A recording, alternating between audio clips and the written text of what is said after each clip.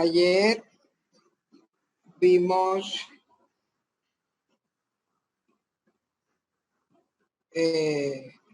las malformaciones congénitas, vimos las enfermedades tubulointersticiales, vimos las neoplasias.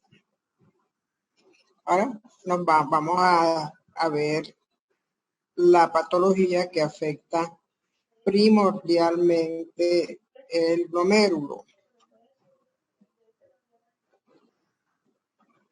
El glomérulo son estructuras que están ubicadas en la corteza renal, la parte más externa. Y el glomérulo forma parte de la nefrona. La nefrona está constituida por el glomérulo, los túbulos contornados proximal, distal, asa de Henle. Entonces, el glomérulo es la única estructura vascular de la nefrona. ¿Y por qué vascular? Porque como la nefrona produce la filtración de la sangre y el ultrafiltrado de la sangre, y solo la sangre circula en los vasos sanguíneos, en este caso capilares. De tal manera que vamos a ver con relación a las enfermedades glomerulares cuál es la sintomatología y cuáles son los distintos tipos de glomerulopatía.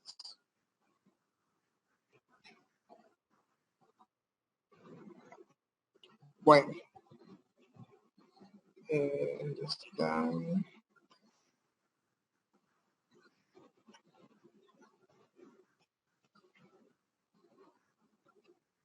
bueno, entonces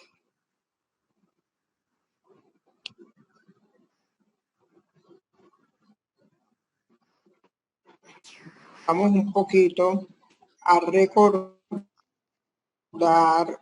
del glomérulo para poder entender la fisiopatía, la patogenia de las enfermedades. Por eso es que siempre comienzo un poquito hablando de la parte anatómica, histológica en algunos casos, porque fisiológica, porque solo integrando esos conocimientos podemos entender la parte de la patogenia. Entonces vamos a recordar que la unidad funcional básica del riñón es la nefrona, que ya les dije que se ubican en la corteza renal. Y luego en la nefrona se produce la orina. Recuerden que ayer hablábamos de filtración, absorción, excreción. Son los tres pasos que se dan después para la formación de la orina, y que finalmente esa orina es recogida en unos túbulos, los túbulos de Bellini y los túbulos colectores. Ya los túbulos no forman parte de la nefrona. Ayer ya hablamos de las enfermedades tubulares o tubulointersticiales, y hablábamos de la hidronefrosis, de la pielonefritis, etc. Ahora vamos a hablar del glomérulo, que es la primera parte, digamos, el inicio de la nefrona. Se dice que hay alrededor de 1 a 1.3 millones de nefronas en cada riñón. Cada riñón consta de aproximadamente 1 a 1.3 millones de nefronas. Aquí vemos un glomérulo, la primera parte. Entonces, cada nefrona consta de un glomérulo, de un túbulo contornado proximal, luego el asa de Henle y luego el túbulo contornado distal, que finalmente vierte su contenido a los túbulos colectores. El glomérulo es una estructura vascular capilar. Hay una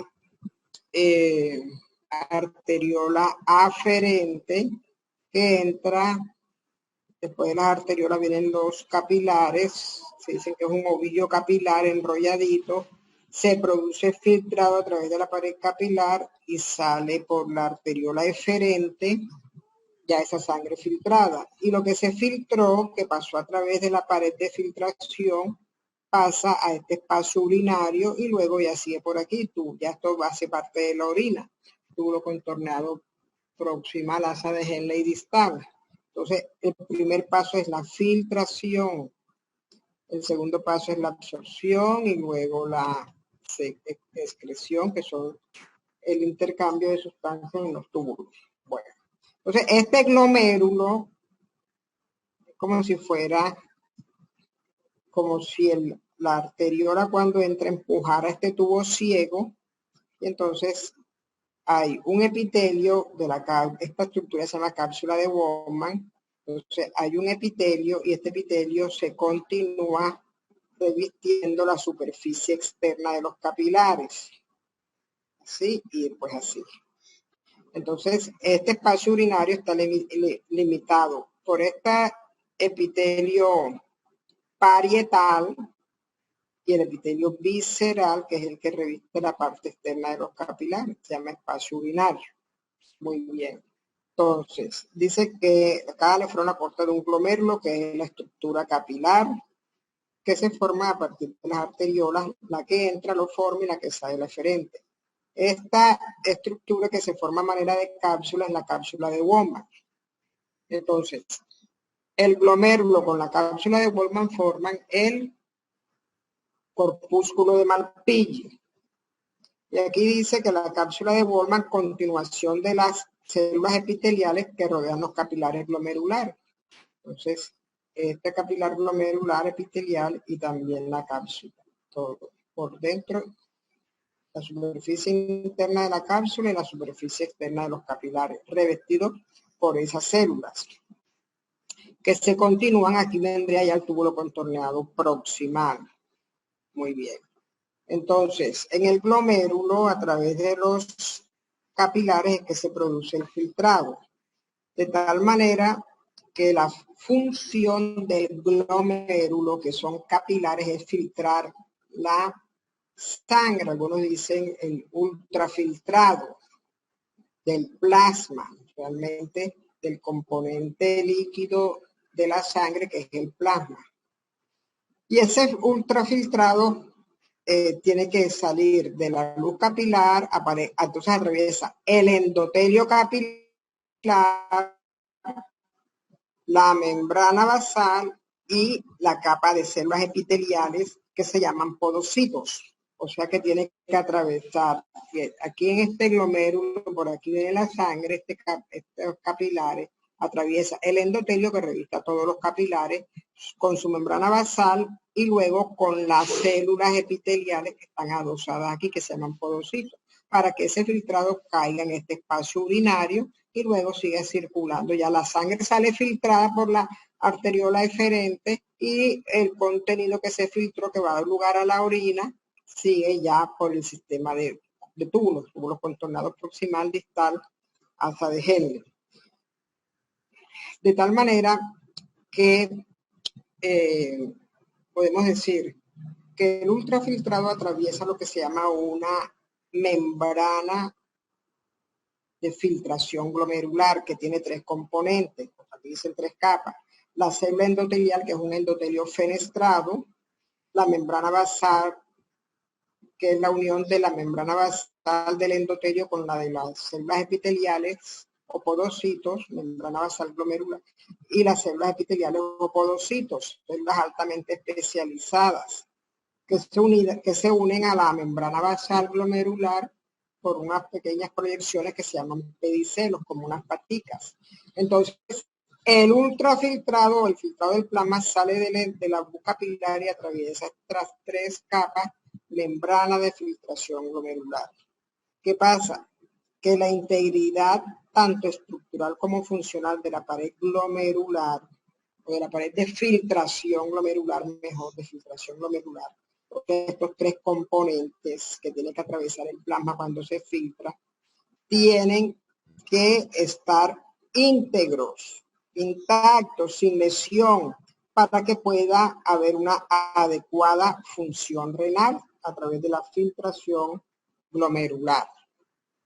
De tal manera que tenemos que cualquier lesión, cualquier patología, cualquier proceso que interfiera con la integridad de cualquiera de estos tres elementos de la barrera de filtración glomerular, o sea, endotelio, membrana basal o pedicelo, o podocitos, cualquier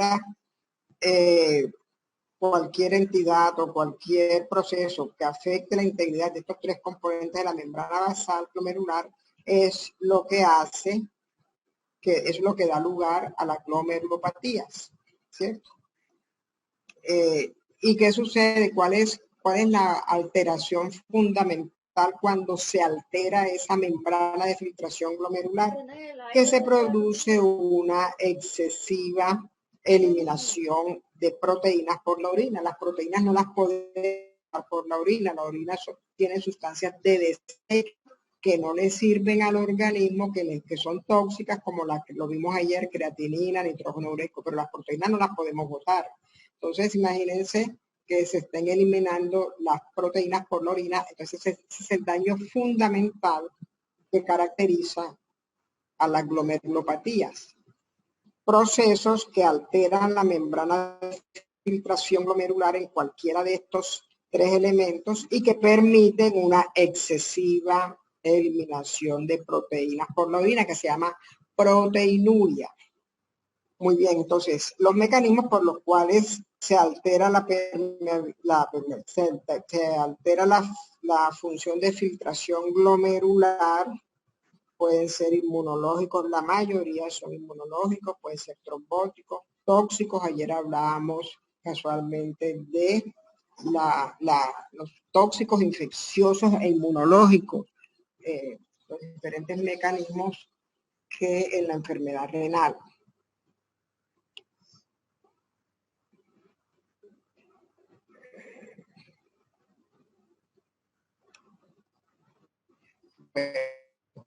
Entonces ya definimos qué es el glomérulo, cómo funciona, cuáles son los componentes de la membrana o de la pared de filtración glomerular, qué es lo que hace, eliminar sustancias tóxicas que se eliminan formando la orina, pero no se puede eliminar las proteínas, y que cualquier proceso que interfiera con la integridad de esta membrana de filtración glomerular va a permitir que se eliminen las proteínas, y es la base en el desarrollo de las enfermedades glomerulares o glomerulopatías. Estamos en las generalidades.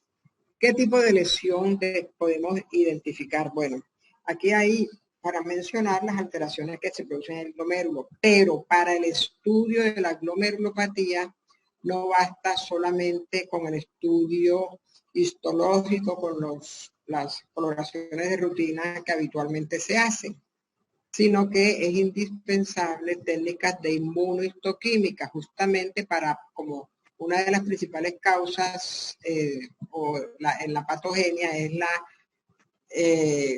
alteraciones inmunológicas.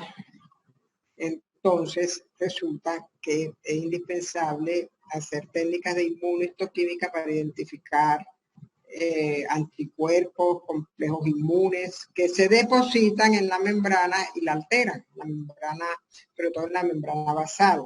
Bueno, pero ya desde el punto de vista histológico, los principales cambios son, por ejemplo, aquí tenemos 5. Hipercelularidad, entonces vemos unos glomérulos con mayor número de células. ¿Qué tipo de células? Puede ser proliferación de células endoteliales o mesangiales. Bueno, ese glomérulo, ahora que digo mesangiales, el glomérulo, ese penacho capilar, tiene que tener un soporte, pero el soporte no es el tejido conectivo que habitualmente vemos en todos los órganos, tejido de soporte.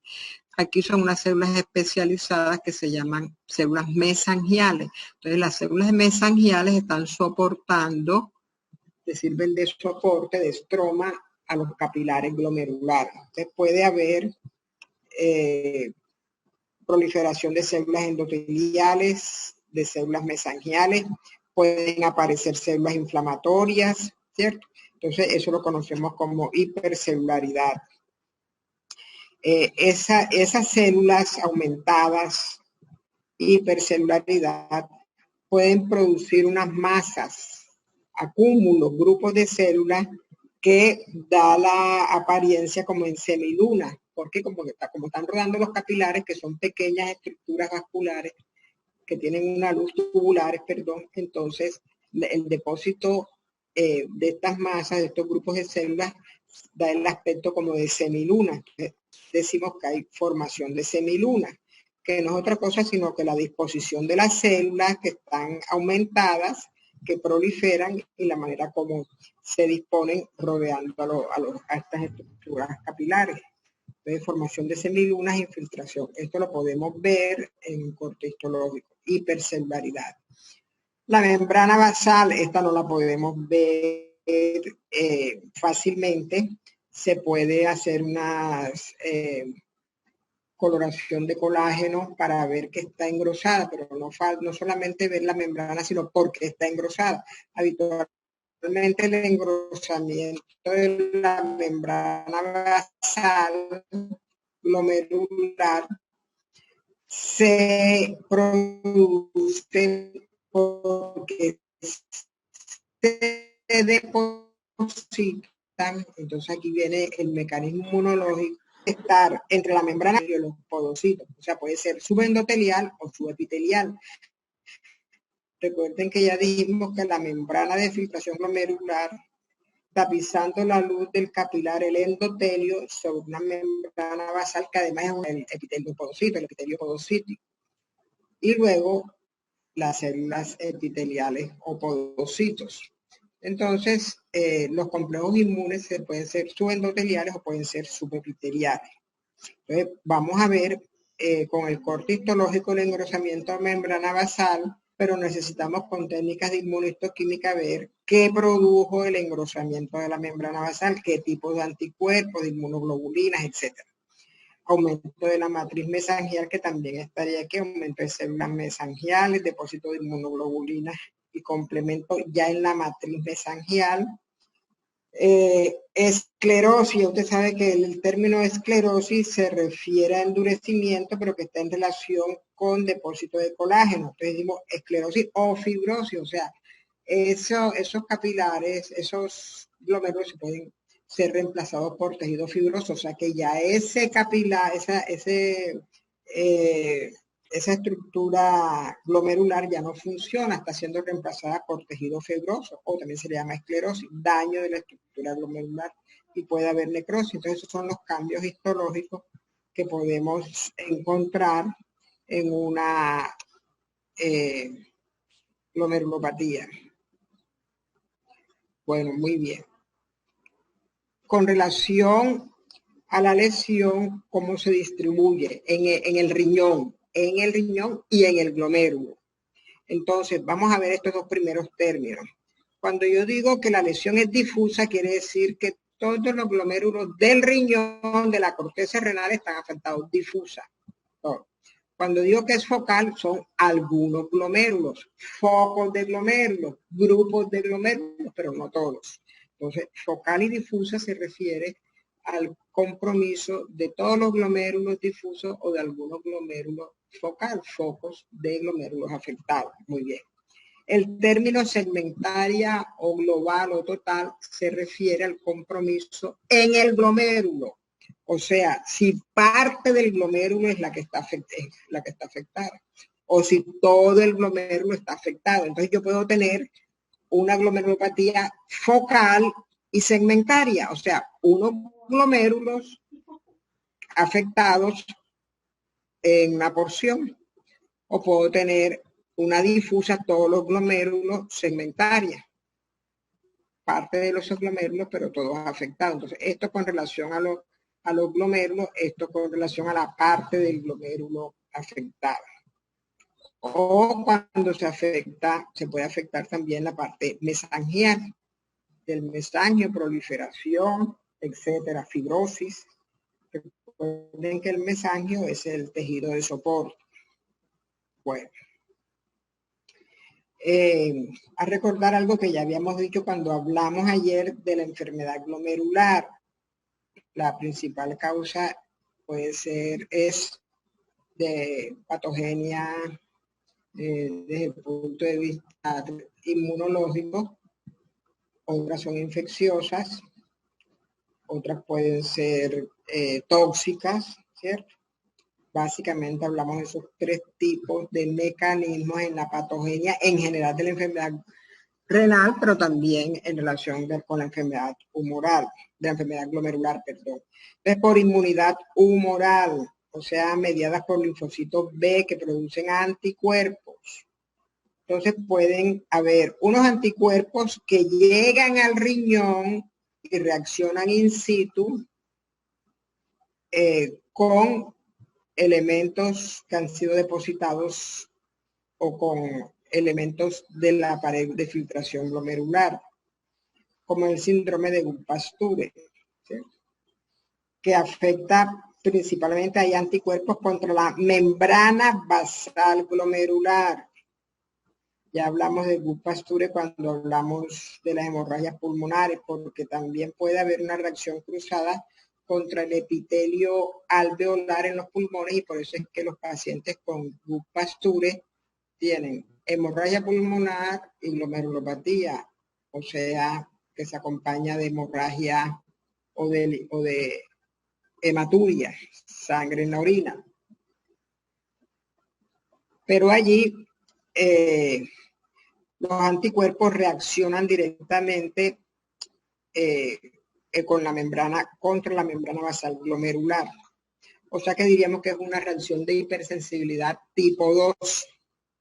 Tipo 2 reaccionan directamente con un antígeno que está en la pared de la membrana basal, en la membrana basal glomerular. Muy bien.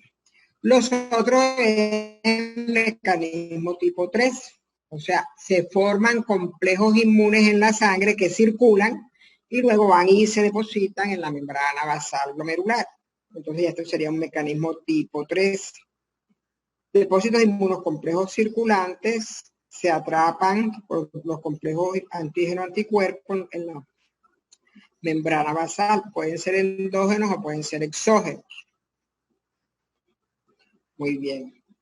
Entonces, eso con relación a la inmunidad humoral. Reacción de hipersensibilidad tipo 2, reacción de hipersensibilidad tipo 3. También puede haber alteración de la inmunidad celular. Ya sabemos que los linfocitos T citotóxicos, CD4 sobre todo, son los que median este tipo de reacción de hipersensibilidad. En este diagrama vamos a ponerle un poquito de atención.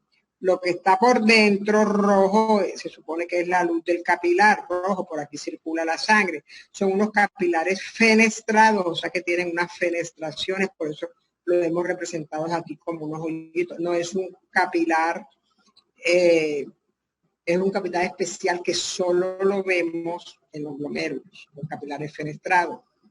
Los otros capilares son los sinusoides, que ya sabemos que lo vemos en el vaso, en el timo, en el hígado, sinusoides. Y los otros capilares son los que no, los continuos, o sea, los que están en todo, en la mayoría, en todo el resto del cuerpo, en el tejido conectivo, etcétera, capilares que no tienen fenestraciones ni son tampoco sinusoides. Bueno, entonces aquí está. Resulta que in situ, en relación con la antimembrana basal glomerular, se depositan los anticuerpos contra in situ, como en el Guillain-Barré, también el anticuerpo de Heymann. Otros son los complejos de mecanismos de hipersensibilidad, en este caso tipo 3. Los complejos, aquí apenas son el anticuerpo in situ contra el antígeno. En cambio aquí estamos viendo que son unas figuritas distintas, que está el complejo antígeno-anticuerpo, que está circulando y que queda atrapado, y son subendoteliales. Subendoteliales contra la membrana basal, pero subendoteliales, ¿cierto? Menos frecuentemente subepiteliales, generalmente están debajo del entre el endotelio y la membrana basal. Bueno, ya esos son los mecanismos.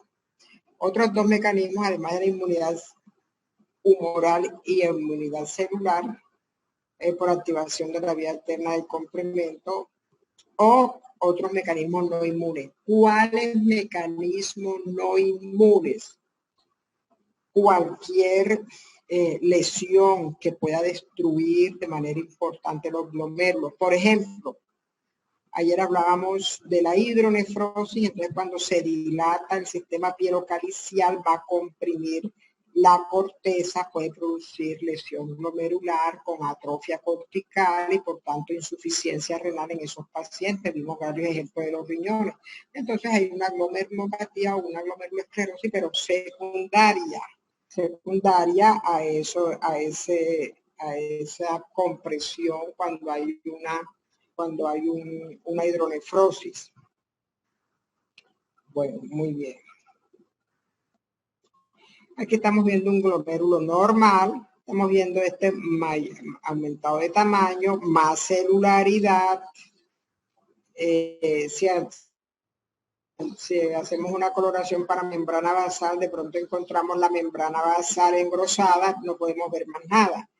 Podemos hacer entonces técnicas de inmunohistoquímica, ver si hay complejos inmunes, si son endoteliales, qué tipo, etc. Pero así a simple vista solo vemos el aumento del tamaño del glomérulo y la hipercelularidad. Entonces, fíjense, estas lucecitas son los capilares.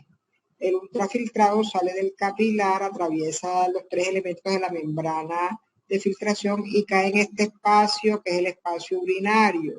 Y luego se continúa con el túbulo contorneado. Y luego el asa de Henle y luego el túbulo contorneado distal. Este sería el espacio urinario donde cae el filtrado. Entonces aquí tendríamos la cápsula de Bowman. Miren el epitelio. Y también sabemos que este mismo epitelio recorre por fuera la pared de los capilares. Bueno, entonces, glomerulopatías se encuentran en algún texto, en otros textos se encuentran glomerulonefritis, indistintamente. Bueno, vamos a ver que la glomerulonefritis de pronto va para las infecciosas, pero finalmente es lo mismo, alteración de la función glomerular. Las glomerulopatías o glomerulonefritis crónicas son las causas más frecuentes de nefropatía crónica en los seres humanos. Nefropatía crónica que habitualmente termina en una insuficiencia renal crónica. Ya sabemos que la insuficiencia de un órgano es la incapacidad para cumplir su función y que habitualmente es secundaria a una lesión que impide que este órgano cumpla con su función. Hay 2 grupos, las glomerulopatías primarias, cuando el único órgano, el riñón es el único órgano afectado. Entonces vamos a ver los distintos tipos de glomerulopatías primarias. La secundaria es cuando el riñón está afectado, pero dentro del compromiso de una enfermedad sistémica, por ejemplo el lupus. Los pacientes con lupus, el lupus es una enfermedad autoinmune sistémica que afecta la piel, el riñón, el corazón, los vasos sanguíneos, producen vasculitis, etc. Entonces, el riñón está afectado dentro de ese contexto. La diabetes. La diabetes es una enfermedad sistémica en relación con el metabolismo de los glúcidos, elevación de la glicemia, etc.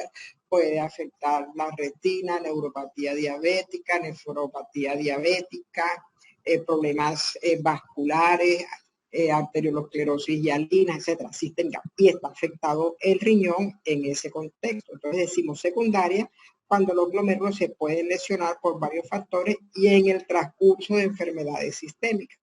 O sea que realmente nos vamos a referir a las primarias. Bueno, las enfermedades glomerulares las vamos a desclasificar. La clasificación primero, congénita y adquirida. Pero congénita solo es una, la nefritis hereditaria o síndrome de Alport.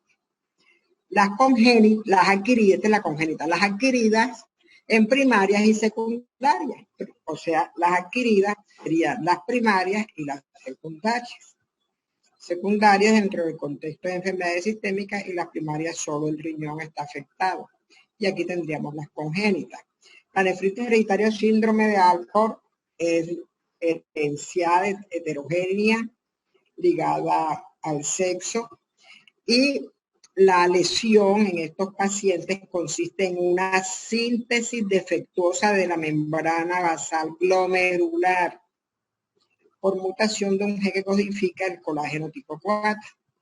Por tal motivo, esa membrana basal glomerular está lesionada por una síntesis defectuosa de sus proteínas, de la colágeno tipo 4. Pero no solamente hay colágeno tipo 4 en la membrana basal glomerular, sino que también en otras estructuras, sobre todo las estructuras oculares, el cristalino, la esclerótica, etcétera. Entonces vemos que se va a acompañar de lesiones en otros sitios, en nervioso, el conducto auditivo, trastornos oculares, luxación de cristalino, catarata, distrofia corneal. Es más frecuente en varones e intensa y va a llevar a una insuficiencia renal crónica, ¿cierto? Vamos a ver entonces síntomas. Proteinuria, ya les he dicho que la base, el origen de las enfermedades glomerulares es la lesión de los componentes de la barrera de filtración glomerular, endotelio, membrana basal glomerular y podocitos, que permiten la filtración de sangre, de proteínas que salen por la orina, proteinuria. Entonces, esta es la base en el desarrollo. No podemos olvidarnos de esto, que esa es la base en la patogenia de las enfermedades glomerulares. Entonces, las adquiridas son primarias, solo se afecta el riñón, secundarias en el contexto de una enfermedad sistémica. Las primarias, miren, hay una serie de nombres, pero no vamos a hablar de todas, sino vamos a ver en qué consisten estos nombres y cuáles son las más frecuentes. Pero resulta que las glomerulopatías primarias se clasifican por los hallazgos histológicos. O sea, los cambios histológicos son los que le ponen el apellido, ¿cierto? Entonces, por ejemplo, la glomerulopatía o glomerulonefritis de cambios mínimos, se caracteriza porque en un estudio histológico no vemos cambios histológicos. El glomérulo se ve normal. Y entonces, vamos a esperar que entren todos. Patías primarias, que su nombre está en relación con los cambios. Ay, Dios mío, ¿qué hice?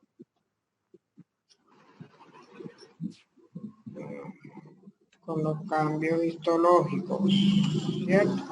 Y habíamos hablado de los cambios mínimos. De los cambios mínimos porque no se ven en los cortes histológicos y solo con microscopía electrónica se identificó que había lesión de los pedicelos, o sea, de esos componentes de los podocitos que son como unas paticas que son los que se adhieren a la membrana,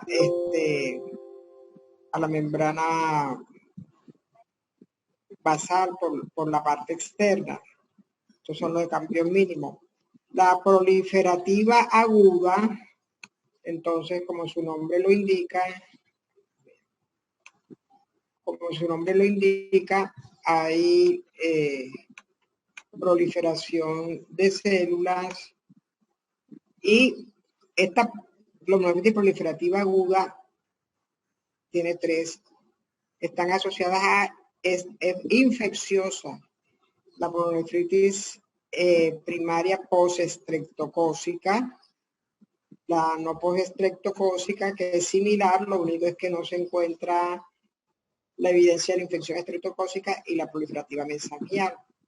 La de media luna se caracteriza justamente por esas masas de células que se disponen formando como media luna, membranosa, membranoproliferativa y glomerulosclerosis segmentaria y focal, unos cuantos glomérulos segmentaria, parte del mundo.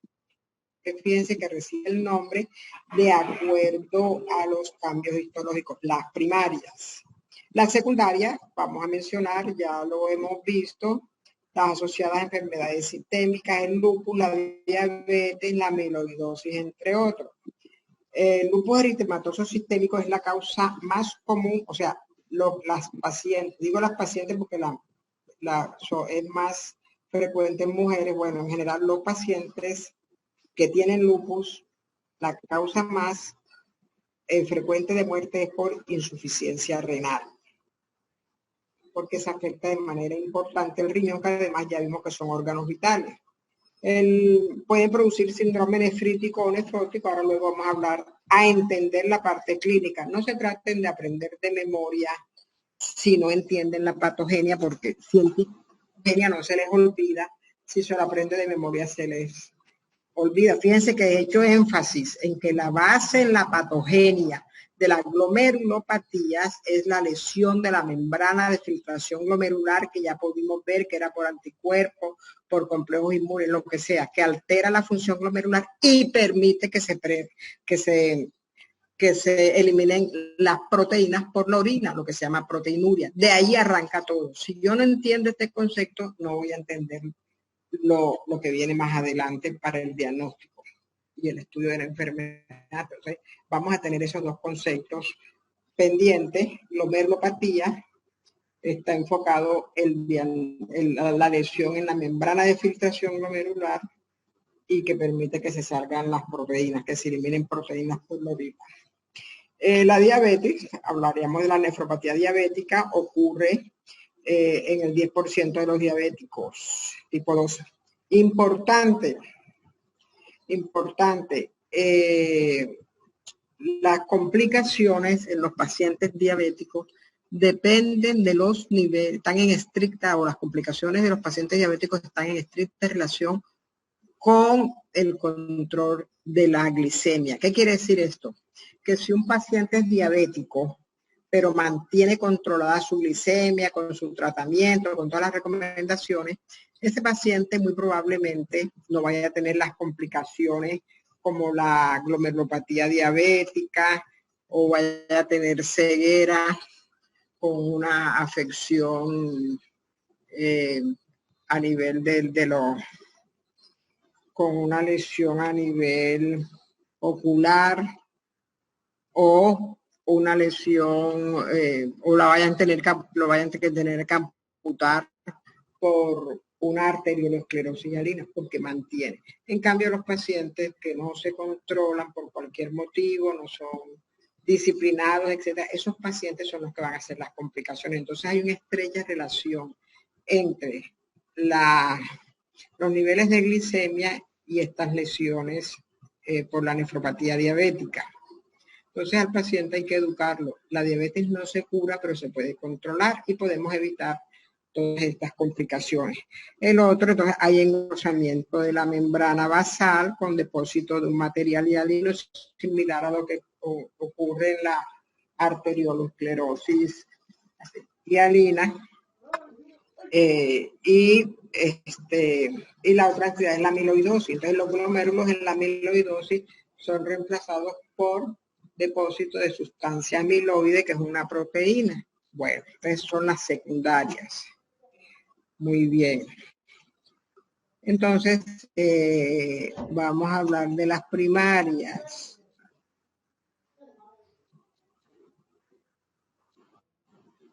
Vamos a hablar bueno, antes de hablar de las primarias, hablar de la parte clínica.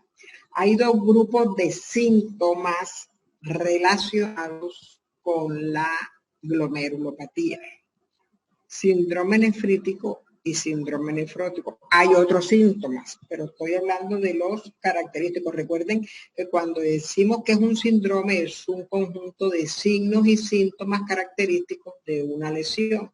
Entonces, en este caso, tanto el síndrome nefrítico como el síndrome nefrótico son conjuntos de signos y síntomas relacionados con enfermedad glomerular, con glomerulopatía. No me dicen cuál glomerulopatía, ya cuando se entra a estudiar al paciente se define qué tipo de glomerulopatía es. Pues las primarias y las secundarias se hacen en el diagnóstico de una enfermedad. Bueno, síndrome nefrítico. El síndrome nefrítico, bueno, primero vamos a ver que todos tienen proteinuria. Proteinuria, porque esa es la base en el inicio de las enfermedades glomerulares, la proteinuria. En el síndrome nefrítico, la proteinuria, la pérdida de proteínas es leve a moderada. ¿Sí? Leve a moderada.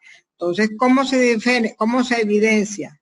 Proteínas en la orina. Usted le hace un examen de orina y en el examen de orina dice células tanto, hematíes, si tiene hematíes, proteínas. Entonces tiene 3 cruces de proteínas, ya 4 cruces de proteínas.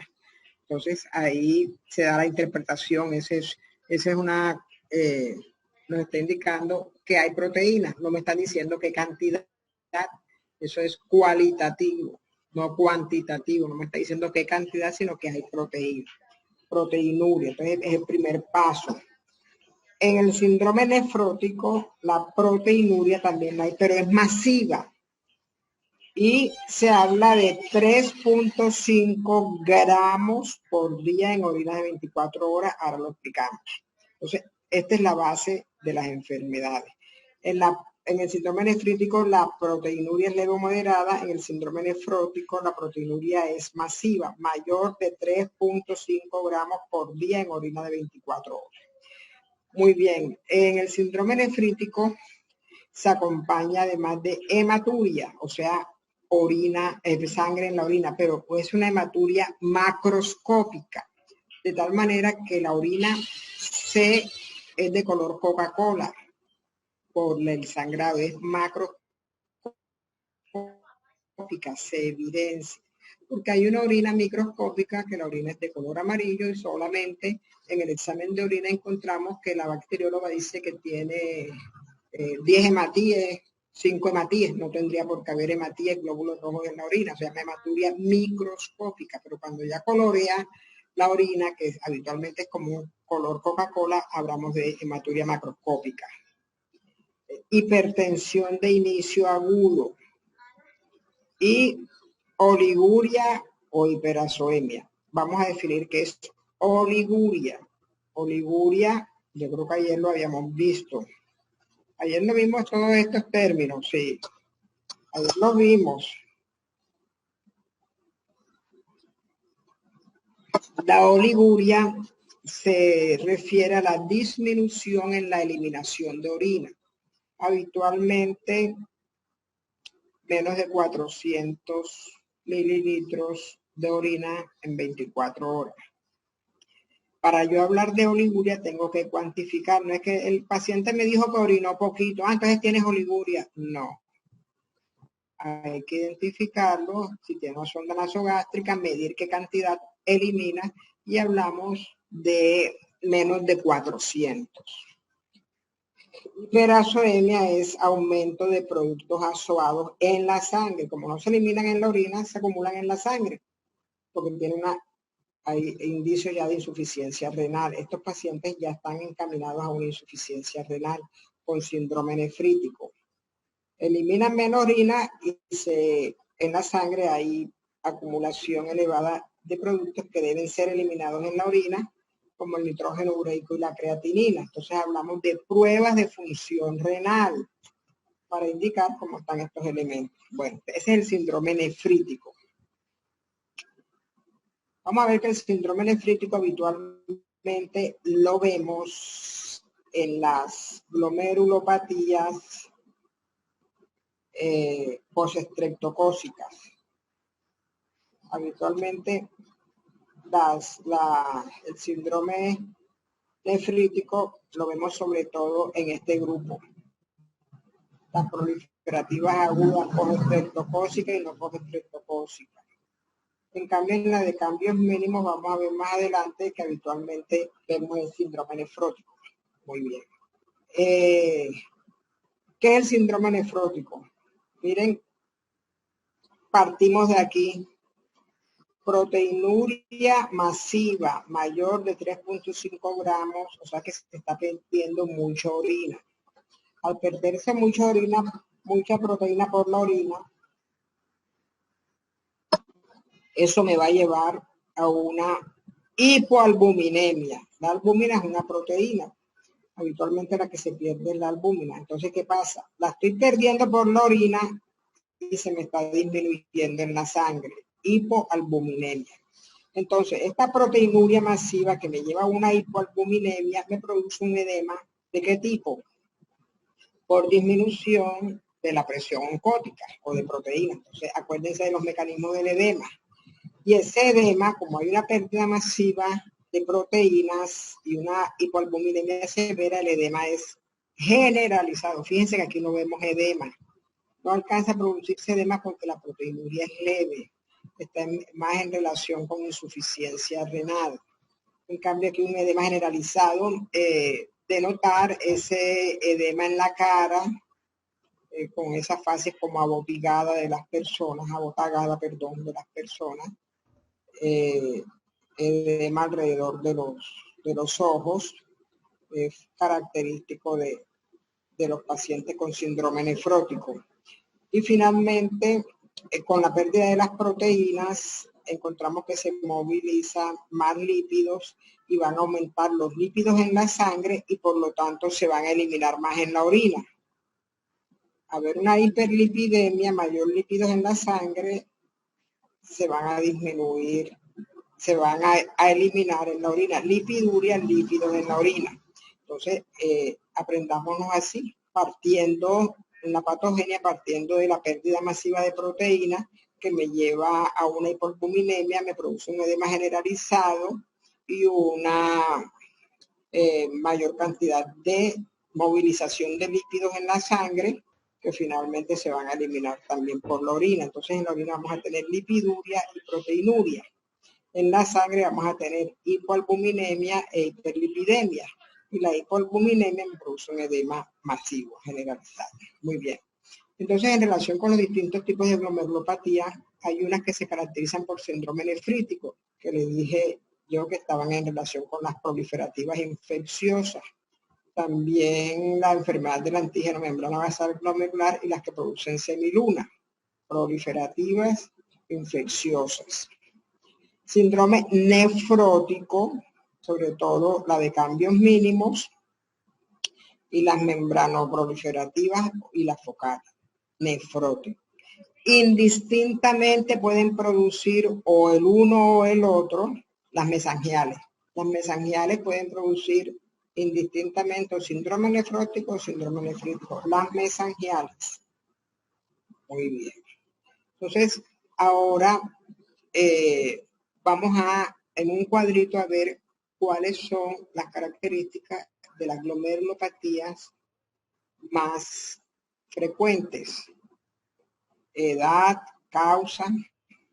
Entonces, por ejemplo, ya vimos que las posinfecciosas están asociadas a infección por estreptococo, beta hemolítico, se produce unos anticuerpos contra la streptolicina, que es la toxina que produce el estreptococo, y ese complejo inmune circula y puede ser atrapado subendotelialmente en el glomérulo y va a causar un síndrome nefrítico.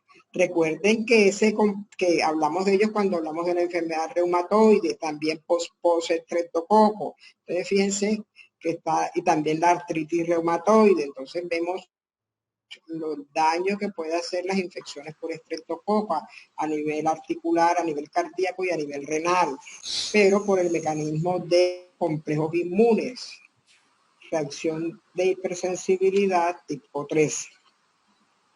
Entonces, en este cuadro, vamos a ver, vamos a ponerle atención, no nos los vamos a aprender de memoria, no pretendo que se aprendan todas las glomerulopatías, pero por lo menos que conozcan el mecanismo por el cual se produce la enfermedad glomerular, la glomerulopatía, que hay primaria, secundaria, que hay la congénita, pero sobre todo que el daño, que la lesión, el origen de la glomerulopatía es la lesión en la membrana de filtración glomerular que permite la salida o la pérdida de proteínas a través de la orina, que se llama proteinuria. Muy bien. Entonces aquí vamos a hablar 1, 2, 3, 4, 3 más frecuentes. Ya yo les había hablado de los de cambios mínimos, que constituyen una glomerulopatía frecuente en niños de 2 a 6 años. ¿Cierto? La causa es desconocida, pero como siempre decimos causa desconocida, y finalmente pues hay alguna sospecha de algún mecanismo inmunológico, porque en este caso responde muy bien a los corticosteroides. ¿Qué sucede? Cambios mínimos. Normalmente en un corte histológico no vemos cambios en el glomérulo. Por microscopía electrónica podemos ver que hay pérdida de los pedicelos, de esas proyecciones que tienen los podocitos, la capa epitelial externa de la membrana de filtración glomerular. Ya habíamos dicho que es síndrome nefrótico, o sea, esta lesión a nivel de la capa externa produce abundante pérdida de proteína, proteinuria masiva, más de 3.5 gramos en orina de 24 horas. A su vez, como en el síndrome nefrótico, además de haber proteinuria masiva, hay hipoalbuminemia, hay hiperlipidemia y lipiduria. Entonces, estos lípidos, lipiduria, que se van a salir por la orina, se acumulan en los túbulos proximales. Por eso también se le llama nefrosis lipoidea. O sea, glomerulonefritis de cambios mínimos o nefrosis lipoidea. Esta haciendo honor a que no se ven los cambios normalmente, sino por microscopía electrónica. O sea, no se ven los cambios en un corte histológico, sino por microscopía electrónica. Cambios mínimos que son las pérdidas de los pedicelos. O este nombre por la acumulación de lípidos en los túbulos proximales del riñón, que se debe a que aumenta en el síndrome nefrótico, hay hiperlipidemia. Se ha encontrado que estos niños pueden aparecer este síndrome nefrótico, entonces ya vimos todos los cambios del síndrome nefrótico, después de una infección respiratoria, después que le pusieron una vacuna, o si el paciente tiene una enfermedad de Hodgkin. Entonces aquí estaríamos viendo relación de este tipo de glomerulonefritis de cambios mínimos.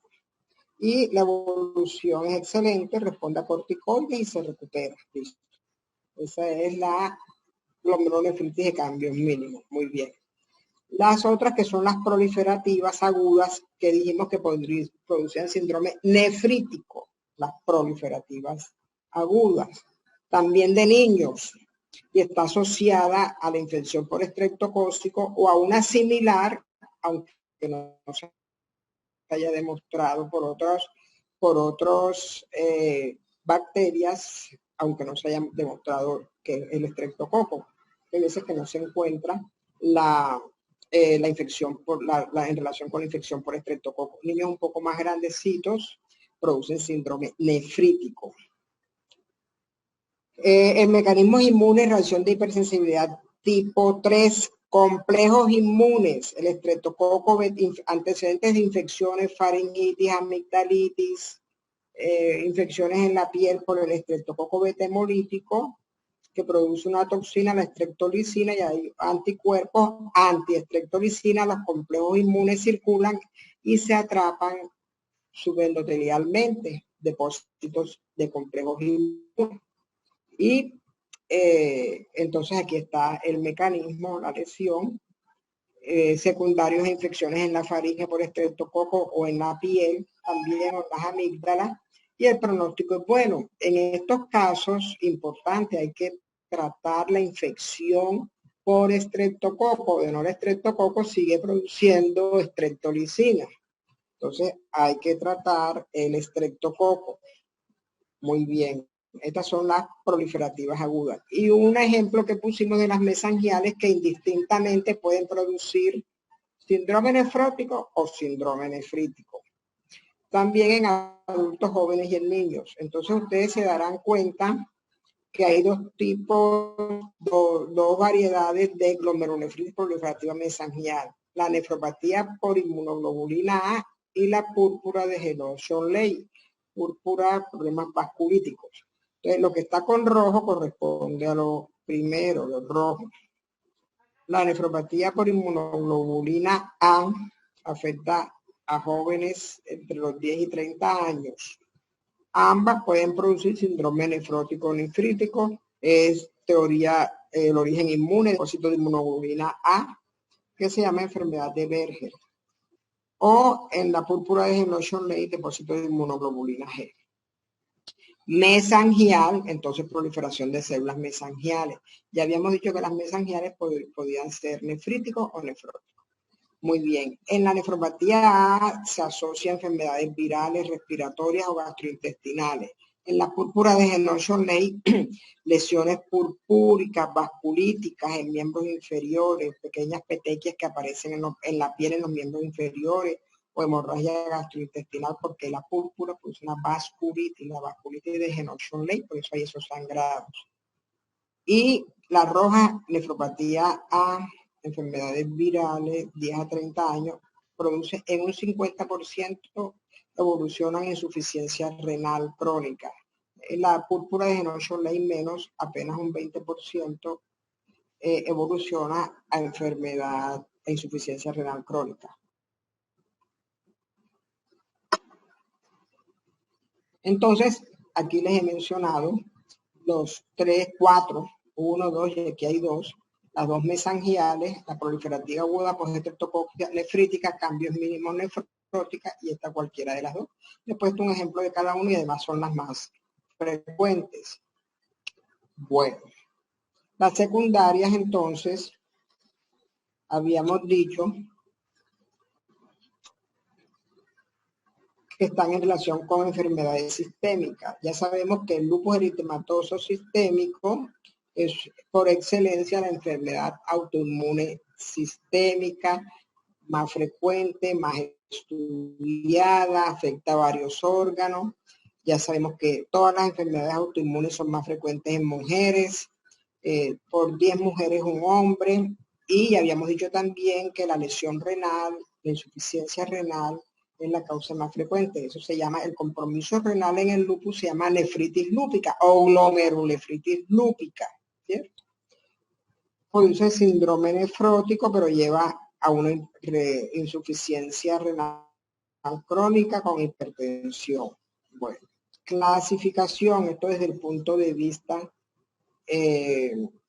histológico y cómo es la evolución, cómo va evolucionando esa lesión glomerular en los pacientes con lupus. Tipo 1 no hay alteración microscópica. Tipo 2, mesangial, luego evoluciona a proliferativa focal, comienzan con síndrome nefrítico, pero luego termina. Aquí cuando está hematuria, síndrome nefrítico, pero luego evoluciona a un síndrome nefrótico y luego una insuficiencia renal crónica. Tipo 4 ya todo es difusa, todos los glomérulos proliferativos, hipertensión, disminución, proteinuria severa, ya aquí es proteinuria severa, síndrome nefrótico.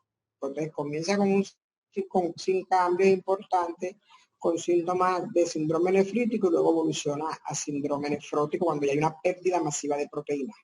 Y luego la quinta, que ya es más avanzada, ese con relación a la nefropatía lúpida. La nefropatía diabética que ya vimos que, miren, se relaciona con la severidad y duración de la hiperglicemia, pero no solamente la lesión renal, la nefropatía diabética, igual las lesiones en los vasos sanguíneos, la necrosis isquémica por la arteriolosclerosis hialina, la retinopatía diabética, todo eso, todas las complicaciones en la diabetes están en relación con la severidad. Era lo que yo les decía, al paciente hay que decirle, la diabetes no se cura, se controla, y si usted la controla, no va a tener complicaciones, no va a haber que amputarle, no va a tener insuficiencia renal, no va a quedar ciego por una retinopatía diabética. Hay que controlar la hiperglicemia. Causa síndrome nefrótico. La patogénesis es controversial, pero todo está encaminado a ese depósito de colágeno, igual que sucede en la arteriolosclerosis hialina, también se deposita este colágeno en la membrana basal glomerular, produce un engrosamiento y todas las alteraciones en la filtración de las proteínas. Y la amiloidosis también es una enfermedad caracterizada, la amiloidosis primaria, por depósito de proteína amiloide. Fíjense, puede ser subendotelial y también puede ser mesangial, o sea, en el estroma mesangial. El amiloide destruye los glomérulos, o sea, los glomérulos quedan reemplazados por el depósito de estas proteínas, por supuesto que no van a funcionar, por eso hay una proteinuria intensa con síndrome nefrótico y estos pacientes fallecen por uremia, o sea, una insuficiencia renal crónica, que finalmente, pues, el paciente hay que dializarlo, inicialmente diálisis peritoneal, cuando se viera ya la hemodiálisis, y entonces, en ese sentido, ya no vamos a pasar ahora que se acabe a la otra charla, a la otra, que fallecen en uremia. Bueno, yo creo que alcanzamos a terminar esto para coger entonces en la otra, la que tiene la genital masculino. Genital masculino. Seguimos con la genital masculino. Testículos, epidídimos están en estrecha relación. Epidídimos un conducto enrollado que rodea al testículo, de ahí sale por el conducto deferente. Aquí lo tenemos, el testículo, el epidídimo, el conducto deferente, que es bien largo, da una vuelta por detrás de la vejiga, se une aquí con la uretra prostática y el conducto eyaculador o la uretra peneal, ¿cierto? Entonces vamos a ver, los testículos están alojados en unos repliegues que se llaman bolsas escrotales o escroto, y están por fuera de la cavidad pélvica y de la cavidad abdominal. ¿Por qué? Porque aquí hay una temperatura inferior. Si el cuerpo tiene una temperatura de 37 grados centígrados, en la bolsa escrotal hay una temperatura de 33 inferior a la del cuerpo.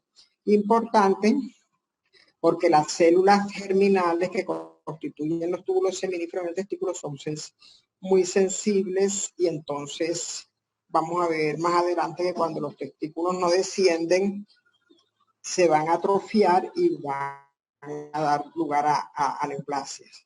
Vamos a hablar de la patología de los testículos, de los conductos. Bueno, aquí no está, pero aquí hay una alta vesícula seminal.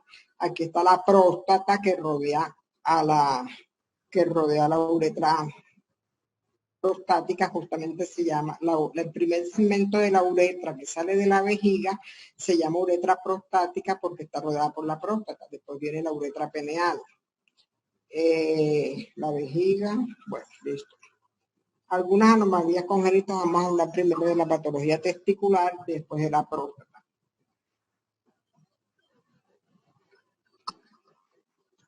Simplemente algunos términos.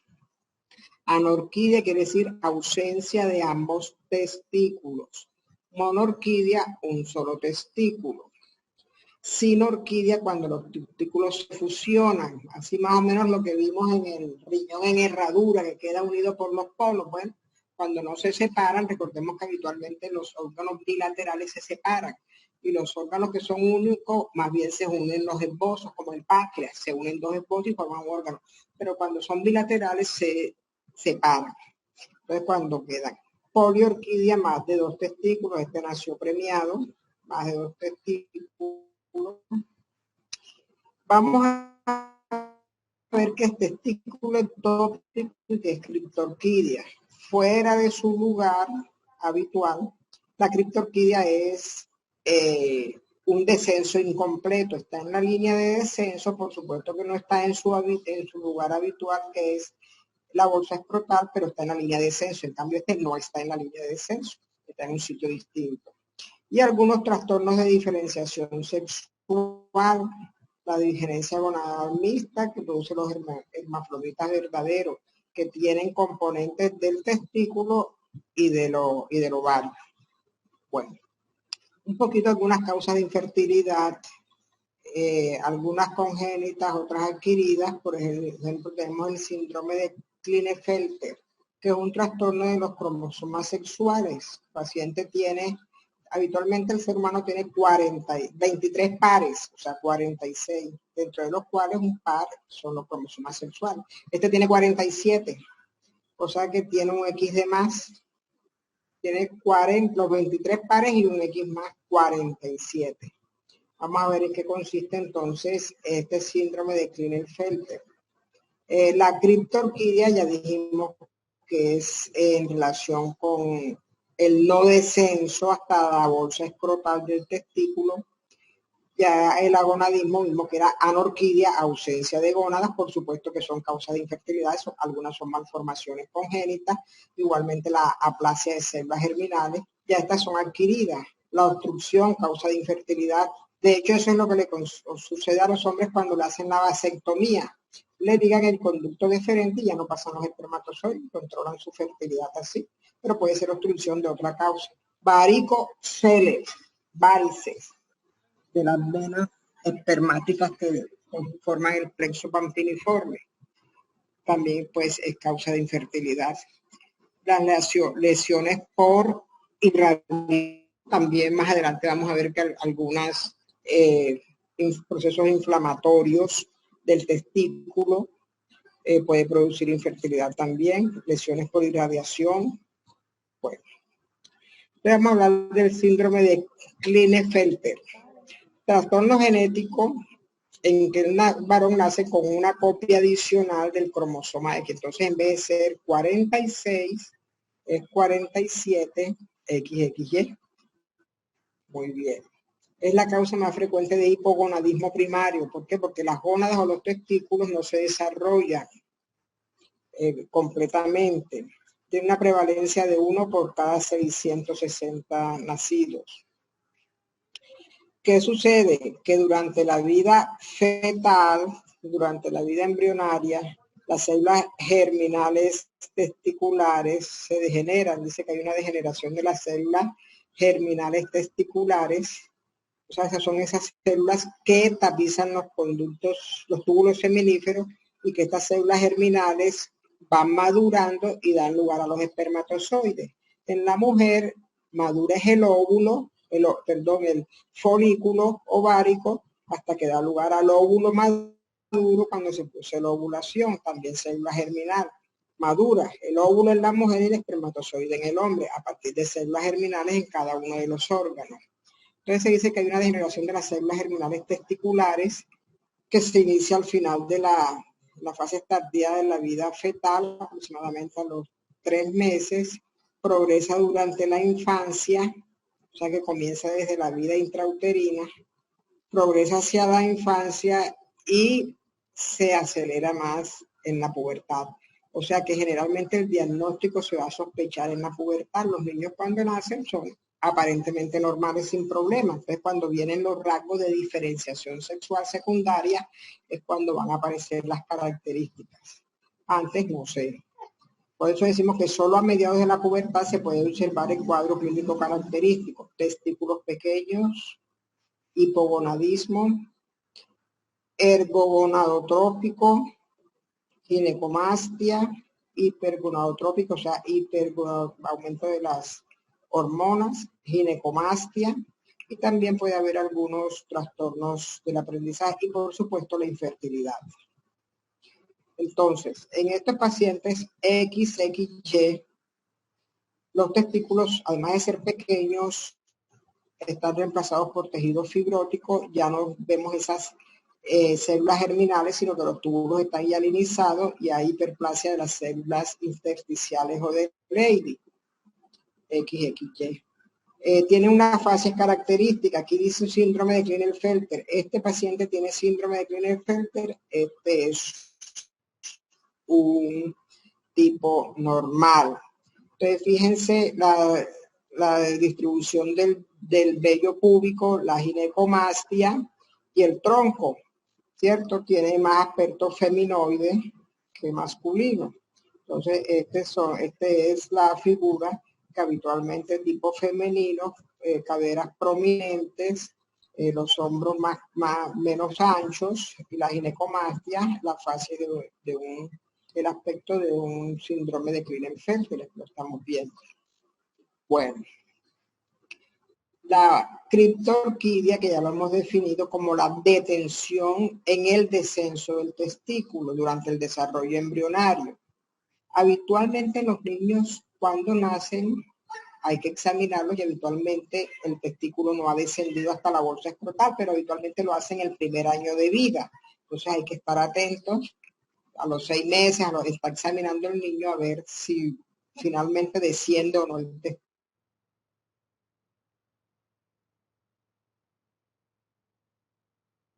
criptorquidia, que es la detención del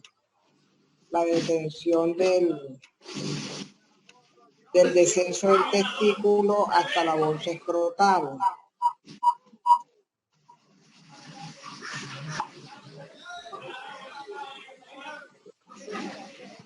Bueno, decíamos que habitualmente antes de un año ya han descendido. Cuando no descienden, entonces llegan a la pubertad, se atrofian, causa de esterilidad, pero además esos son riesgos para el desarrollo de tumor de células germinales, ¿cierto? El descenso se puede detener más frecuentemente en la parte superior del escroto, el 48%, o se pueden detener, quedarse ahí en la región inguinal un 42%, o definitivamente quedar intraabdominal en un 10%. Cuando no descienden hay que extirparlos, porque esos testículos se atrofian y van a ser causa de infertilidad. Entonces, fíjense, aquí estamos viendo de este lado la criptorquidia. Más frecuentemente escrotal alta 48%, después la inguinal y un 10% abdominal. Esto es criptorquidia. Detención en el descenso. En cambio, la ectopia es cuando está por fuera de la línea de descenso. Puede ser debajo de la piel subcutánea, puede ser prepúbica o puede ser en la región femoral.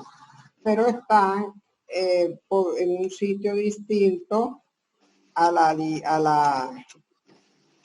línea de descenso.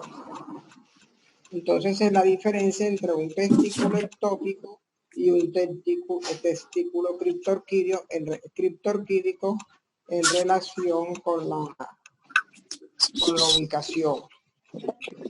Bueno, ya ustedes saben que la complicación está en relación con el desarrollo de tumores de células germinales. Muy bien. Ahora vamos a hablar de el varicocele. El varicocele son unas varices. Ya vimos en patología cardiovascular que las varices son las dilataciones de las venas. El varicocele, del latín varice, que significa varice, dilatación permanente de una vena. En este caso está en relación con las venas del plexo pampiliforme. Dice que es un síndrome anatómico caracterizado. A ver, por favor, silencio. Caracterizado por la dilatación, para que podamos entender qué es lo que pasa en el varicocele. Dilatación de las venas del plexo venoso, de las venas testiculares que drenan hacia el plexo pampiliforme. ¿Qué sucede? Que hay un reflujo, la sangre no circula, hay una dilatación permanente de la vena. Eso hace, una de las explicaciones, que sean causa de infertilidad. Se presentan con más frecuencia en la adolescencia. Y recordemos que en esta edad comienza el desarrollo de la espermatogénesis, de tal manera que en esos pacientes adolescentes con varicocele va a tener comprometida su proceso de espermatogénesis, por eso puede ser causa de infertilidad. El 90% de los varicoceles son izquierdos. Hay varias teorías,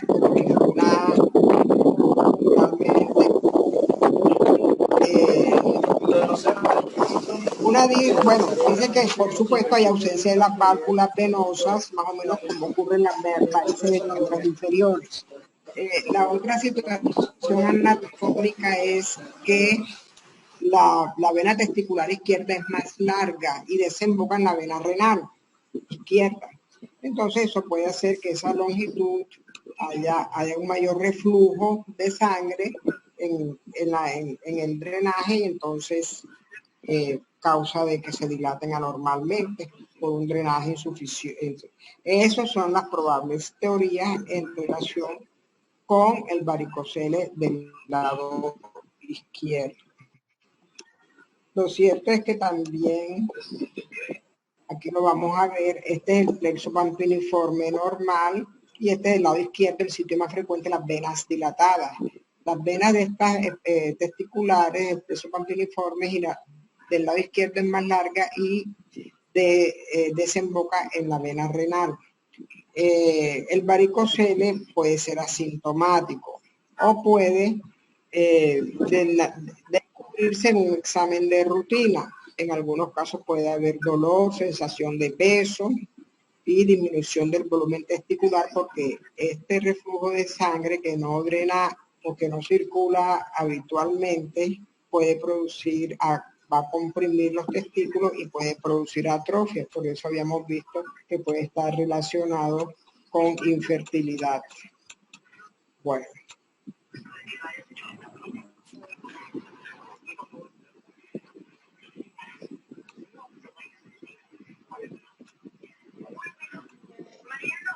Ahora vamos a hablar de las inflamaciones rápidamente, algunos términos. La inflamación de los testículos no se llama testiculitis, sino se llama orquitis.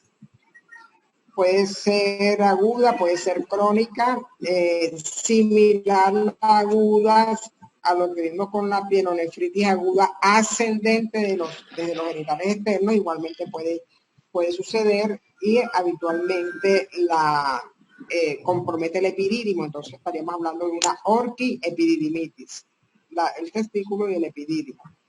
También puede ser una infección menos frecuentemente que por vía hematógena, lo más frecuente es por vía ascendente. En la época antes del advenimiento de la penicilina eran muy frecuentes como infecciones por gonococos de transmisión sexual, entonces había uretritis y ascendían los microorganismos, vimos ya la relación anatómica por la uretra hasta el testículo y hasta el epidídimo.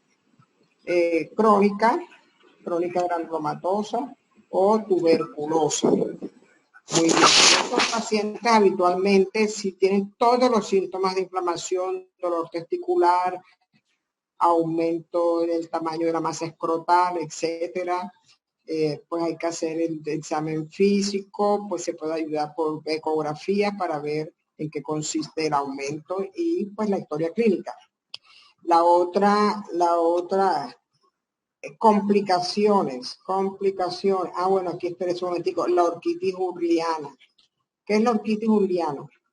Es la inflamación viral de los testículos como complicación de una parotiditis. Entonces, de pronto ustedes escuchan que al niño que tiene parotiditis, ya no hay casi parotiditis por la vacuna,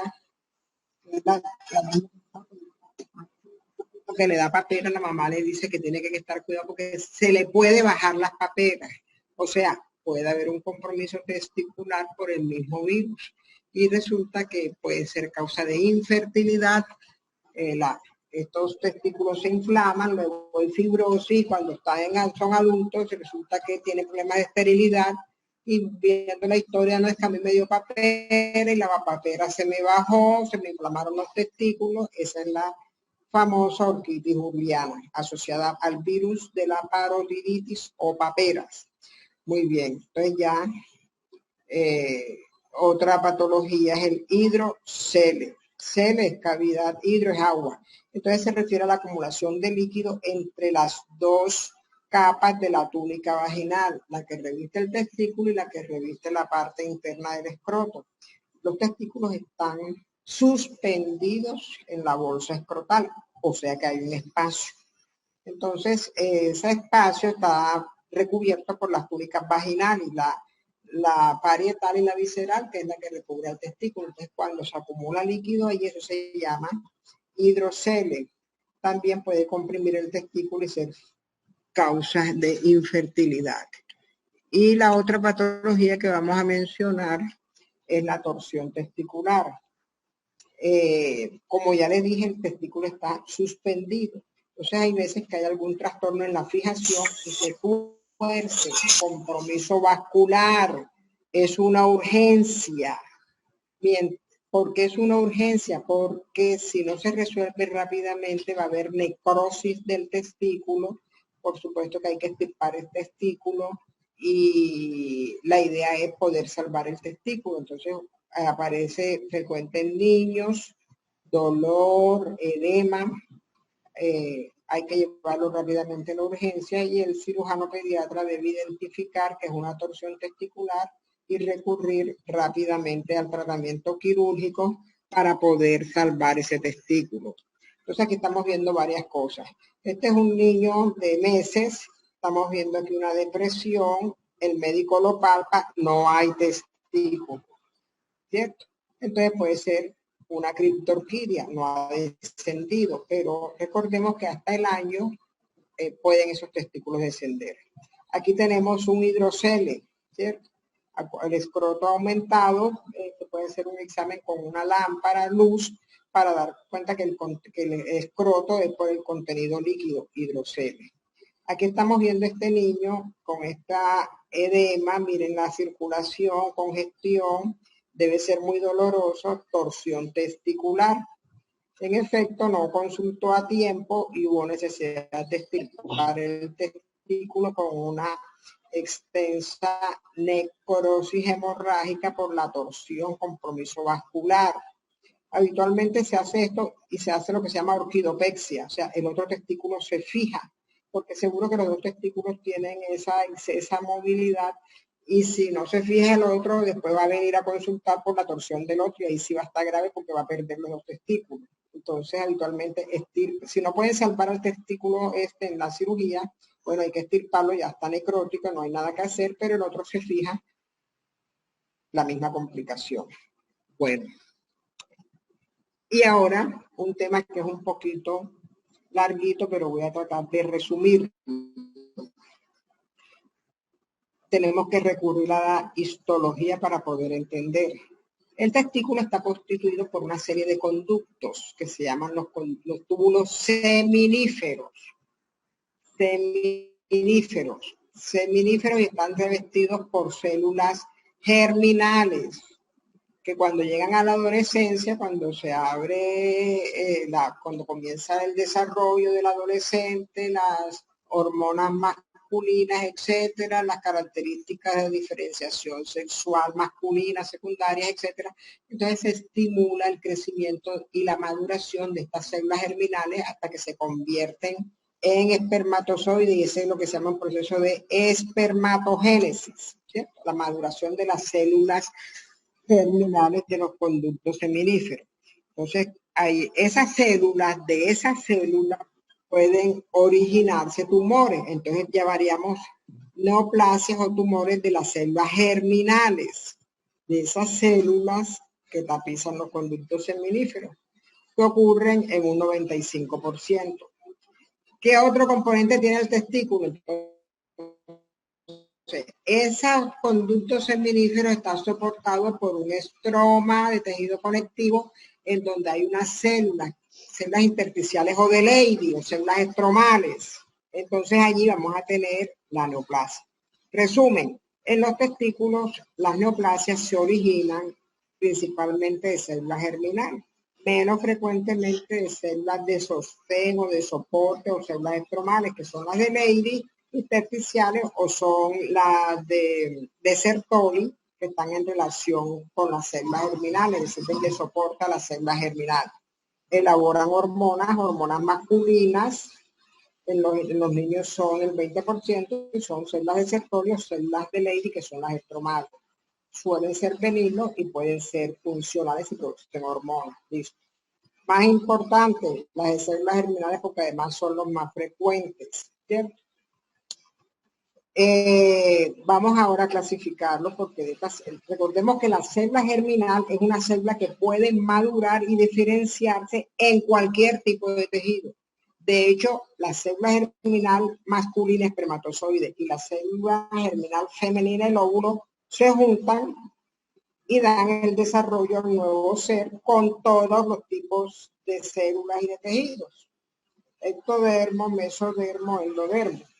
Entonces, por eso, a partir de una célula germinal, se puede dar lugar a las distintas neoplasias. En general, son altamente agresivos los que son malignos, porque cuando esta diferenciación de células germinales es hacia tejidos maduros, va a ser benigno, hacia tejidos inmaduros o indiferenciados, malignos. Tienen una cuestión que, si bien es cierto que son altamente agresivos, responden excelentemente al tratamiento. 2 por cada 100.000 varones en la incidencia, más comunes en raza blanca.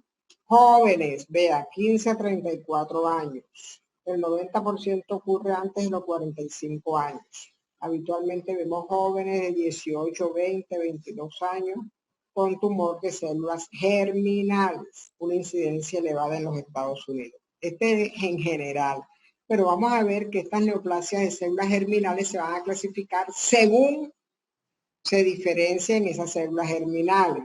Por ejemplo, si las que proliferan son las propias células germinales inmaduras que tapizan los conductos, los túbulos seminíferos, entonces el tumor se va a llamar seminoma. Células germinales indiferenciadas, ¿cierto? Cuando se maduran hacia tejidos o cuando se diferencian hacia tejidos se van a llamar teratomas, pero los teratomas hay que diferenciarlos. Si los tejidos son maduros, teratoma maduro; si los tejidos son inmaduros, teratoma inmaduro. Entonces podríamos decir que de pronto esos teratomas inmaduros es más o menos como los blastomas, tejido inmaduro. Por supuesto que van a tener un comportamiento maligno, pero vamos a verlo aquí mejor. Vamos a poner la atención porque esto lo vamos a ver igualito o muy parecido en el ovario, que también tiene tumores de células germinales. Bueno, ya vimos esto de los estromas de Leydig y de Sertoli, generalmente son benignos y producen hormonas. Listo. Lo importante es la clasificación de los tumores de células germinales. Hay dos grandes grupos. Los seminomatosos, que son el 30%, son los más frecuentes. Dentro de ese 90%, ya vimos cuándo ocurren, 30 y 40 décadas, tercera y cuarta década, pero estos tumores simplemente proliferan las células germinales sin ninguna diferenciación. Se llaman seminomatosos. Los no seminomatosos también son de células germinales, pero vamos a ver que las células germinales se pueden diferenciar. Por ejemplo, hacia estructuras maduras, teratomas maduros, hacia células indiferenciales, carcinoma embrionario. O sea, según la diferenciación pueden ser malignos o benignos. ¿Cuáles son malignos? Los seminomas, porque las células son germinales inmaduras. Las indiferenciadas, inmaduras. La que se diferencia hacia estructuras extraembrionarias, corocarcinoma, carcinoma de células maligno. Las únicas que pueden ser benignas son los teratomas cuando son maduros. Cuando los tejidos, porque si los tejidos son inmaduros en los teratomas, también tienen comportamiento maligno. Y son altamente agresivos. Los malignos, el único benigno es cuando el teratoma es de estructuras maduras. Algunos factores clínicos, ya habíamos mencionado, criptorquidia. Hay que extirpar esos testículos criptorquídicos que no descendieron, que se quedaron en el abdomen, en la región inguinal, en la parte superior del escroto, porque se atrofian y van a ser causa de neoplasia de células germinales. Ya hablamos de la digenesia testicular o síndrome de Klinefelter, predisposición genética, hablamos de los pacientes que es más frecuente en pacientes de raza blanca. ¿Cómo se ve clínicamente? Entonces, una masa que está creciendo en el testículo o en el escroto. Ojo, que ya vimos varias patologías que producen agrandamiento del escroto. El varicocele, el hidrocele, ¿cierto? La torsión, pero la torsión está acompañada de dolor, inflamación, etc. Entonces hay que identificar que realmente el crecimiento sea del propio. Va a haber también sensación de peso, dolor. Importante.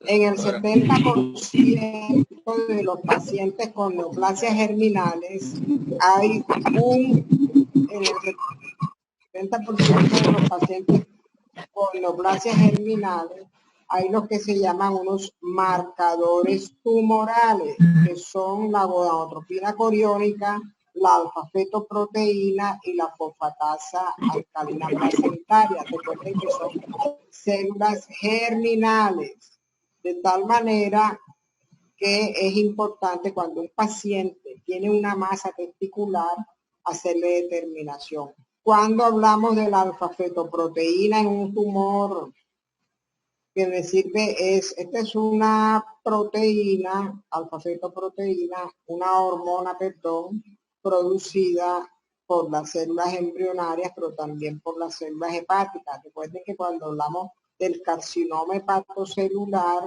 era importante hacer una determinación de alfa-fetoproteína porque nos va a ayudar, no tanto a hacer el diagnóstico porque no hace diagnóstico, sino al seguimiento de la lesión. Si el paciente lo operan y extirpan el tumor, esto debe bajar porque lo producen las células tumorales. Y si hay una recidiva, se eleva. Entonces me va a servir de control.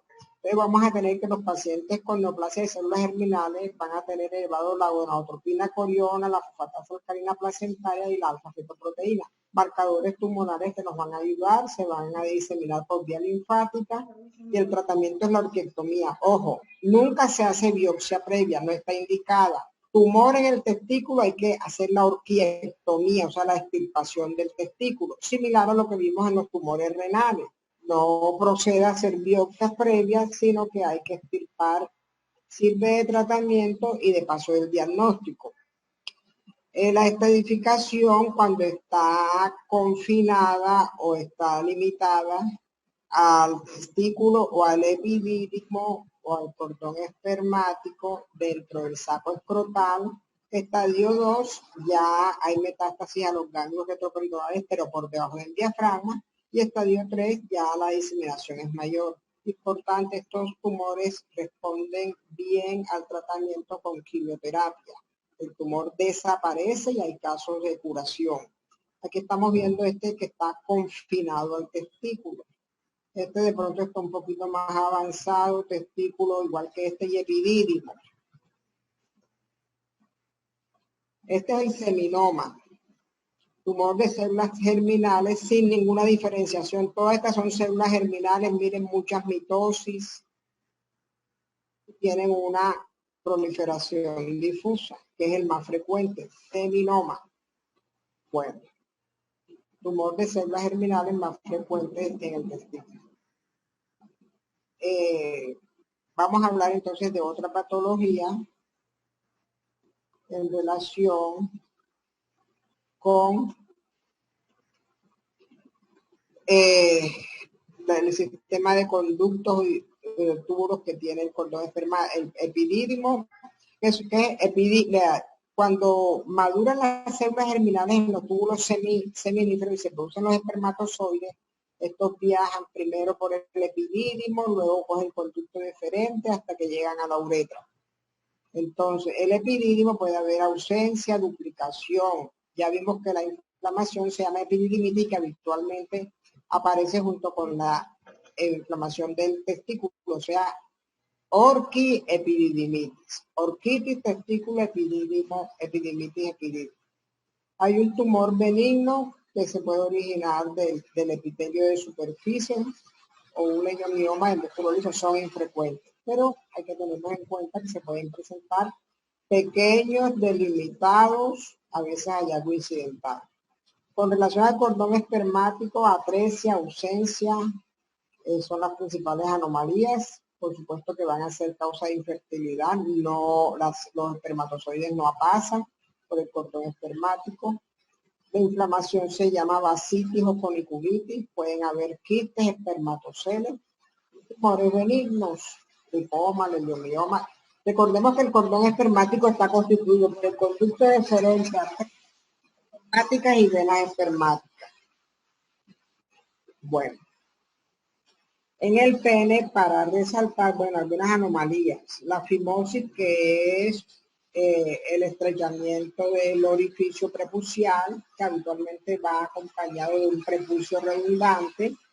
Hipospadias e hiperspadias están en relación con la ubicación del meato uretral. Hipospadias en la superficie ventral del pene o epispadias en la parte superficial, en la superficie dorsal del pene. Las enfermedades tenemos para resaltar una enfermedad fibrosante que produce mucho dolor y que es una fibrositis de la aponeurosis de Vogt y de los cuerpos cavernosos, produce una deformidad del pene, mucho dolor, se llama enfermedad de Peyronet. Los tumores en el pene están en relación con los tumores de la piel del pene y algunos son de transmisión sexual por el virus del papiloma humano. Entonces vemos los condilomas, lesiones de transmisión sexual por el virus del papiloma humano, o la papulosis bovenoide también por virus del papiloma humano. Lesiones de la piel, se las pueden ver en otros sitios, pero que son frecuentes y de transmisión sexual en la piel del pene. Algunas lesiones malignas que realmente son carcinomas in situ. Un momentito.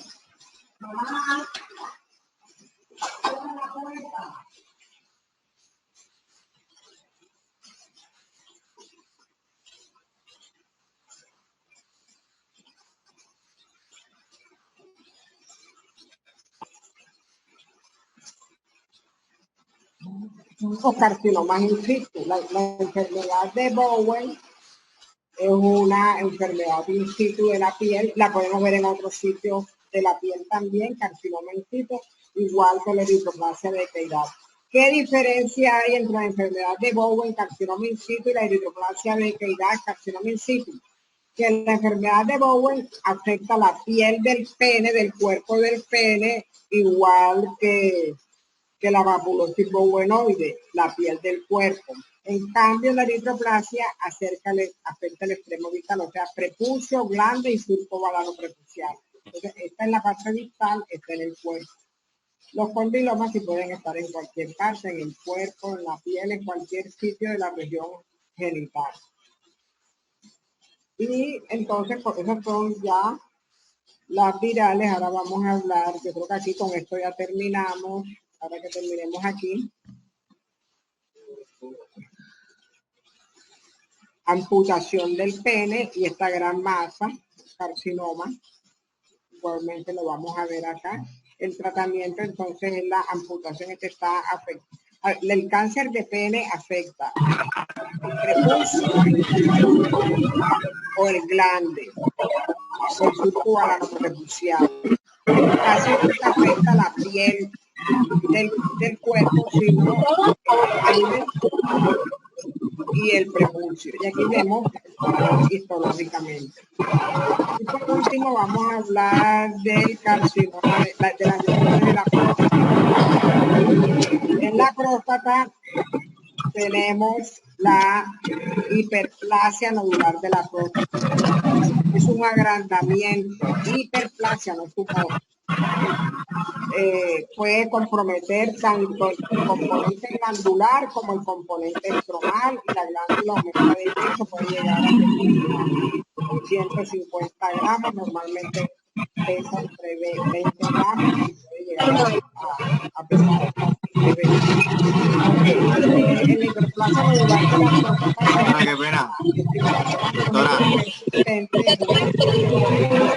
Doctora. Doctora, no se escucha. Doctora, espere un momentico. Ya, hola. No se escucha. Lo que pasa es que hay un escándalo y no la escuchamos. No. ¿Podría repetir? Hola, ya me oyen. Ya me escuchan.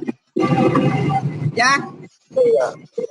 Bueno, hablando de la hiperplasia de la próstata, que no es una neoplasia, es un crecimiento, un agrandamiento por proliferación tanto del componente glandular como la próstata aumenta de tamaño, aumenta de peso, y se dice en su patogénesis que está en relación con un estilo androgénico.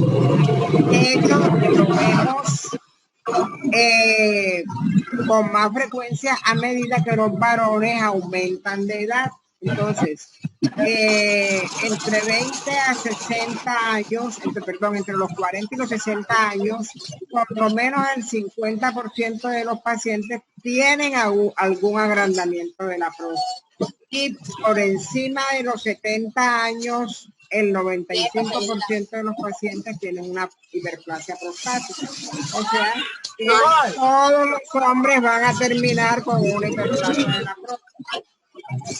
Lo importante es que esa próstata, que ya vimos que está rodeando la uretra prostática, ese crecimiento va a producir obstrucción al flujo urinario. Entonces la sintomatología, el paciente tiene dificultad para orinar, tiene que hacer fuerza para orinar en la uretra prostática. El tratamiento es quirúrgico, aunque algunos laboratorios hablan de una droga para disminuir el tamaño, pero cuando realmente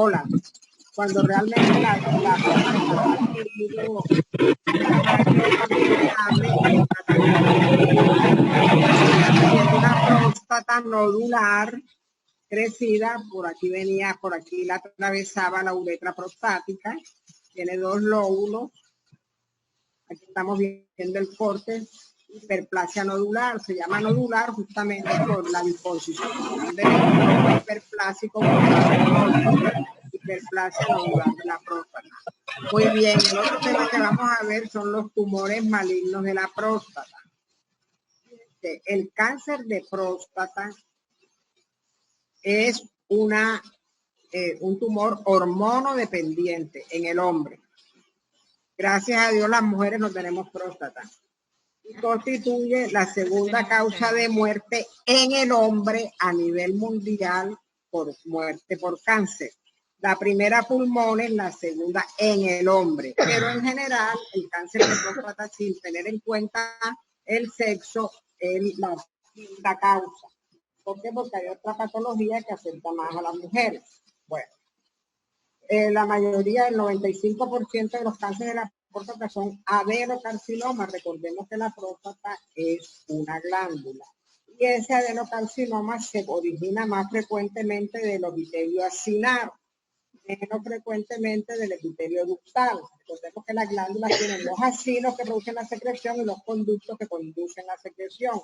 En este caso, más de los acinos y menos frecuentemente de ductal. Y además, se presenta mayor frecuencia en las glándulas que están en la periferia. Por eso es que vamos a ver más adelante que los tumores, los carcinomas de próstata pueden cursar sin sintomatología obstructiva porque se origina en la periferia de la glándula. Solo cuando crece y comprime la uretra es que va a tener entonces síntomas de obstrucción. No es frecuente antes de los 50 años, rara vez antes de los 45, y más bien se incrementa a partir de la quinta década de la vida. Bueno. Factores de riesgo, la edad, ya vimos que a partir de la séptima década de la vida, de hecho vemos que el 80% son mayores de 65 años, y luego hasta los 90 años. Más frecuente en este caso en la raza afroamericana, la obesidad, la dieta, las grasas tienen una importancia en el origen de estos tumores, historia familiar, factores genéticos. Lo que les decía, se dice que es una enfermedad silenciosa porque se originan de las glándulas en la periferia que no van a producir todavía síntomas.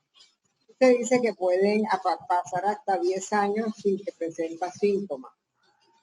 Cuando presentan síntomas es cuando ya el tumor está más grande, alteración del flujo urinario, hematuria y colaquiuria. Los síntomas obstructivos son secundarios al aumento del tumor. Pero entonces hay maneras de hacer este diagnóstico sin esperar que el tumor crezca mucho para que pueda producir síntomas de obstrucción, por lo que se originan en la periferia. Hay varios factores, bueno, primero el examen físico. nunca podemos dejar de lado el examen físico. El examen físico podríamos encontrar síntomas en relación con metástasis, etcétera. Pero lo más utilizado cuando el paciente, o sea, preventivo o diagnóstico temprano, cuando el paciente no tiene síntomas, se dice que por encima de los 50 y algunos dicen que los 40 años, los hombres deberían de hacerse esta prueba, PSA específico, detección, entonces dice, para la detección del cáncer de próstata, el tacto rectal y la prueba sérica del antígeno prostático específico son de importancia. Que es una proteína PSA que lo producen las células del epitelio prostático normalmente, ¿cierto? Normalmente existe una cantidad mínima en la sangre de PSA, ¿cierto? Si está elevado, entonces puede ser una neoplasia, puede ser una hiperplasia, puede ser una inflamación. ¿Para dónde viene? No. Bueno, se considera que es un marcador tumoral. Cuando aparecen los niveles elevados, puede ser, nos están hablando ya, dependiendo de los niveles, de forma localizada o de formas avanzadas de cáncer de próstata. Otro medio, además del PSA, es el tacto rectal, con la relación que tiene el recto con la próstata. Y como dijimos que se origina en las glándulas de la periferia generalmente, entonces palpar una zona de mayor consistencia puede ser sospechoso, y eventualmente la ecografía transrectal también dirigida a esa zona que se identifica a través del tacto rectal nos puede ayudar en el diagnóstico. La ecografía transrectal, sobre todo en caso de que no sea palpable por el tacto rectal alguna zona sospechosa. Y por último, la biopsia de próstata, que finalmente es la que va a hacer el diagnóstico. Se habla de una biopsia transrectal también. ¿Cuándo está indicada la próstata? La biopsia de próstata, bueno,